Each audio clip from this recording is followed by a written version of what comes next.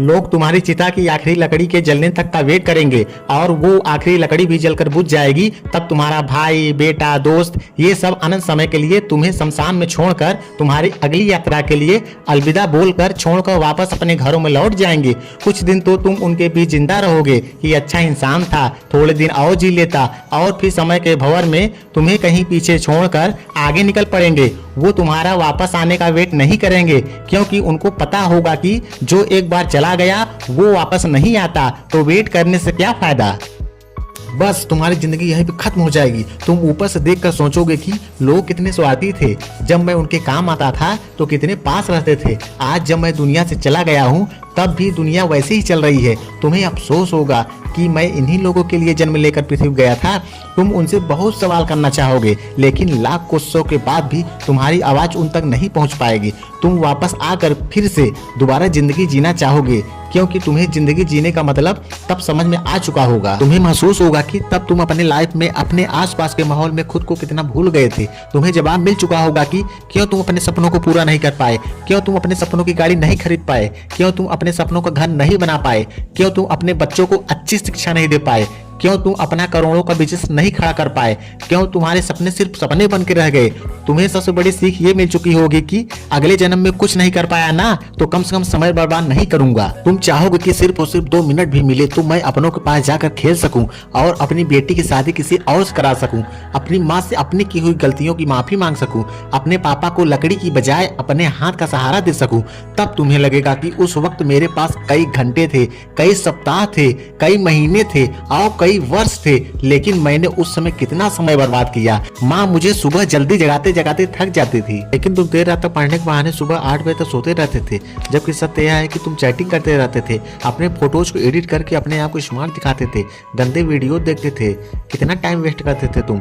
जब माँ का फोन आता था तुम गर्लफ्रेंड के साथ बिजी रहते थे, और जब तुम्हारी माँ सो जाती थी तब तुम फॉर्मेलिटी के लिए एक मिस कॉल मार के छोड़ दिया करते थे, ताकि तुम सुबह अपनी माँ के सामने दिखावा कर सको कि तुम इतनी रात को भी कॉल बैक किया। तुम हर काम को, पढ़ाई को कल पे टाल दिया करते थे। जो हाथ तुम्हारे बूढ़े माँ बाप को सहारा देने चाहिए थे, वो हाथ हमेशा बिना मतलब के मोबाइल पर उंगलियां फिराने में बिजी रहता था। तुमने कितने घंटे सुबह लेट उठने की वजह से बर्बाद किए।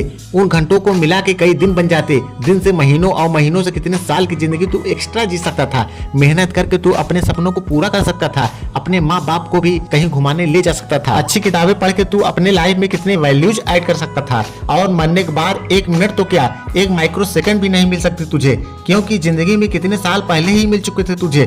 पर थैंक्स गॉड कि ऐसा कुछ भी नहीं हुआ। अभी तुम अभी मरे नहीं हो। थैंक्स गॉड कि आज तुम थैंक्स गॉड बोलने के लिए अभी धरती पे बचे हुए हो। तुम्हारा वक्त और तुम्हारे सपने अभी भी पूरे नहीं हुए हैं। तुम्हारे माँ बाप, घर वाले अभी भी तुम्हारे सफल होने का वेट कर रहे हैं। तुम्हारा दिल अब भी तुम्हारे सपने पूरा होने का वेट कर रहा है।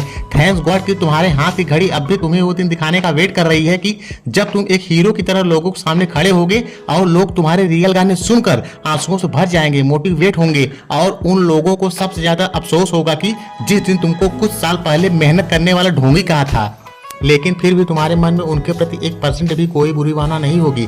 ये अलार्म कल भी बजेगा। अगर तुम उठ गए तो ये तुम्हारी जिंदगी का सबसे पहला सबूत होगा। अगर तुम अलार्म बजने से भी पहले उठ के अलार्म बंद करके अपने काम पे लग गए तो ये तुम्हारे सफल होने का सबसे बड़ा सबूत होगा। और अगर अब भी तुम डेली 12 घंटे सोओगे तो तुम्हारी आधी लाइफ मरे हुए के समान जियोगे। सोता हुआ और मरा हुआ इंसान इस दुनिया में नहीं रहता। तुम्हारा आउटपुट एक्सुलेट जीरो रहता है। अगर तुम डेली 8 घंटे सोओगे तो तुम्हारी 1/3 लाइफ ऐसे ही खत्म हो जाएगी, और अगर तुम डेली 6 घंटे सोओगे तो तुम्हारी 1/4 लाइफ ऐसे ही गुजर जाएगी। अरे कई महान लोग तो केवल 4 घंटे ही सोते थे।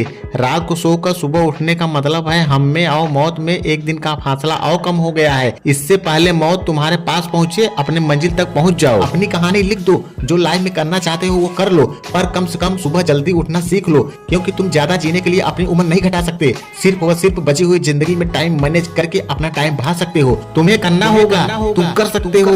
You can do it, you can manage your time. तुम्हें बाद में पछताने से पहले अभी अपने टाइम को सही ढंग से यूज करना होगा। जय हिंद।